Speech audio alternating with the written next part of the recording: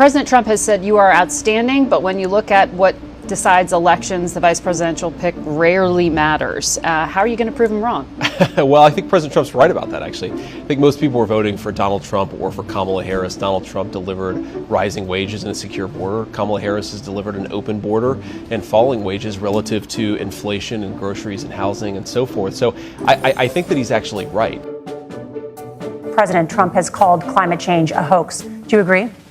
What the president has said is that if the Democrats, in particular Kamala Harris, if they really believe that climate change is serious, what they would be doing is more manufacturing and more energy production in the United States of America, and that's not what they're doing. So clearly Kamala Harris herself doesn't believe her own rhetoric on this, and the real issue is that you're spending hundreds of millions or even billions of dollars of American taxpayer money on solar panels that are made in China. We should be making more of those solar panels here in the United States of America. Some of them are, Tim, but a lot of them are being made overseas in China, especially the components that go into those solar panels. So if you really want to make the environment cleaner, you've got to invest in more energy production.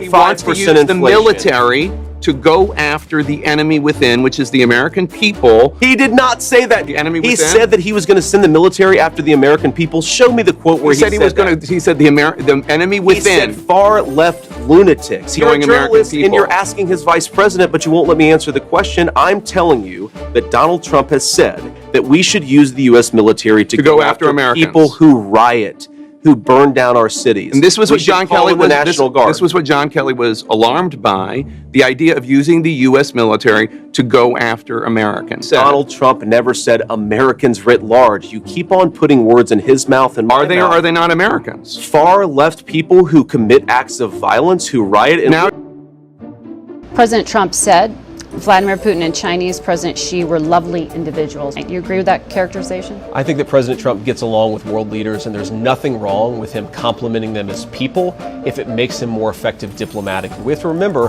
that Democrats, including Kamala Harris, attacked Donald Trump for having a good relationship with Vladimir Putin. Well, when Donald Trump was president, Vladimir Putin didn't invade another country. When Kamala Harris was vice president, he did. So maybe they should take a lesson from Trump's playbook about diplomatic legitimacy, because I think Donald Trump got a lot done because world leaders respected him.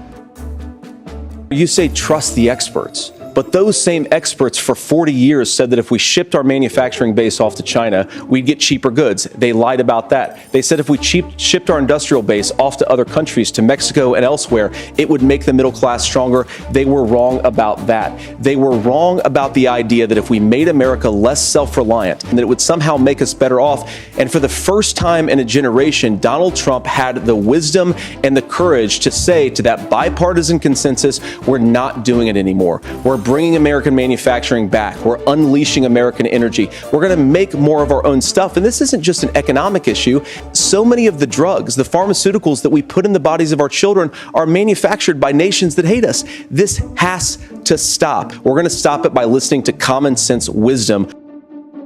The Monday morning of the Republican National Convention, we fly to Milwaukee we have 3 little kids, and the plane doesn't have Wi-Fi on it. So it's about an hour flight, and I land, and I've got like 350 messages. And one of them is from somebody on the Trump campaign and says, hey, check your phone. Make sure you don't miss a call because a really important call's coming. And about an hour later, I get another message from the same person who says, hey, you just missed a really important call. So I'm like, oh no. So I call Trump and I'm like, hey, sir, what's going on? He's like, JD, you missed a very important phone call. And now I'm going to have to pick somebody else. And the crazy thing about it is my son, who's 7, is in the hotel room with me. And he's really into Pokemon cards right now. So he's trying to talk to me about Pikachu. And I'm on the phone with Donald Trump. And I'm like, son, this is the most important phone call of my life. Please just let me take this phone call. And he doesn't care. He doesn't know what the President of the United States means. So Trump hears him and says, who is that? I'm like, that's my 7-year-old son. He's like, put him on speakerphone. And so I do. And Trump proceeds to read the statement that he's about to put out, making me his VP nominee. And he asks my son, he's like, what do you think about that? And my son's like, oh, it sounds pretty good. You know, hangs up the phone and the statement goes out 5 minutes later. And then my whole life changed. This is why Kamala Harris is desperate to do this again, because she knows that she's losing.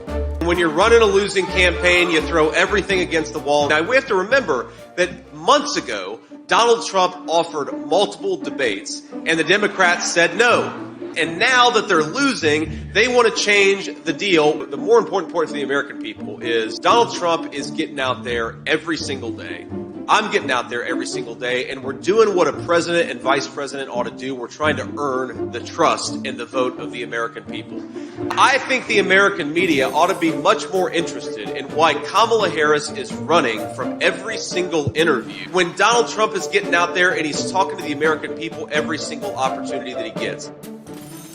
In 2016, you called your running mate, Donald Trump, unfit for the nation's highest office, and you said he could be America's Hitler. You're now his running mate. Why should Americans trust that you will give Donald Trump the advice he needs to hear? I've been extremely open about the fact that I was wrong about Donald Trump. I was wrong, first of all, because I believed some of the media stories that turned out to be dishonest fabrications of his record. But most importantly, Donald Trump delivered for the American people. Rising wages, rising take-home pay, an economy that worked for normal Americans, a secure southern border, a lot of things, frankly, that I didn't think he'd be able to deliver on. And yeah, when you misspeak, when you get something wrong and you change your mind, you ought to be honest with the American people about it. One of the reasons why I've done so many interviews is because I think it's important to actually explain to the American people where I come down on the issues and what changed. One of the supremacists was saying things like this about your family. Yeah. Nick Fuentes, an avowed anti-Semite, Sure. went after your wife. He had previously dined at Mar-a-Lago with Donald Trump. Does this have any room in your movement, in the MAGA movement? Of course it doesn't have any room in the MAGA movement, and of course Donald Trump has criticized this person. But if you ask me what I care more about, is it a person attacking me personally, or is it government policy that discriminates based on race? That's what I really worry about, is bad government policy that harms people based on their immutable characteristics. Governor Walz, you said you were in Hong Kong during the deadly Tiananmen Square protests in the spring of 1989. As a young man, I was just going to teach high school in Foshan in Guangdong, and was in Hong Kong in May of 89. The media outlets are reporting that you actually didn't travel to Asia until August of that year. Can you explain that discrepancy? The Tiananmen Square thing, that was the one moment where I realized, okay, he's clearly very uncomfortable. No, he didn't need your help. He buried himself on it. Well, it's like the old quote, like when your enemy's making a mistake, don't interrupt them. I was just like, shut up. That was the mental process I had. It's like, do not say a damn thing, JD. Silence. Can you explain that discrepancy? Look, I grew up in small rural Nebraska, town of 400, town that you rode your bike with your buddies till the streetlights come on. But being there, the impact it made, the difference it made in my life, I learned a lot about China. Governor, the question was, can you explain the discrepancy? All I said on this was I got there that summer and misspoke on this. So I will just, that's what I've said. Kamala Harris and her media allies, and I would put CNN in this category. You guys, They wouldn't. You guys seem to care. I'll tell you that, they wouldn't. Well, they should watch your network more, because you guys seem to care more about Donald Trump's past than the future of the American people. We're running this campaign on making the American dream. I'm specifically asking about how Donald Trump is going to be president in the future should he win. We're going to pursue economic policies that lower the cost of groceries and make life more affordable again. He talks about it every single day on the campaign trail, and so do I. But I think that's something that Governor Walz just said is quite extraordinary. You yourself just said Iran is as close to a nuclear weapon today as they have ever been. And Governor Walz, you blame Donald Trump. Who has been the vice president for the last 3.5 years? And the answer is your running mate. Donald Trump consistently made the world more secure. But when did Iran and Hamas and their proxies attack Israel? It was during the administration of Kamala Harris. Ask yourself at home, when was the last time that an American president didn't have a major conflict break out? The only answer is during the 4 years that Donald Trump was president. And he's a feisty guy, isn't he? I've said, go into the enemy camp. And you know, the enemy camp is certain networks. A lot of people don't like to, sir, do I have to do that? He just goes, okay. Which one? CNN, MSDNC? He'll say, all right, thank you very much. He's like the only guy I've ever seen. He really looks forward to it, and then he just goes and absolutely obliterates them. He turned out to be a good choice.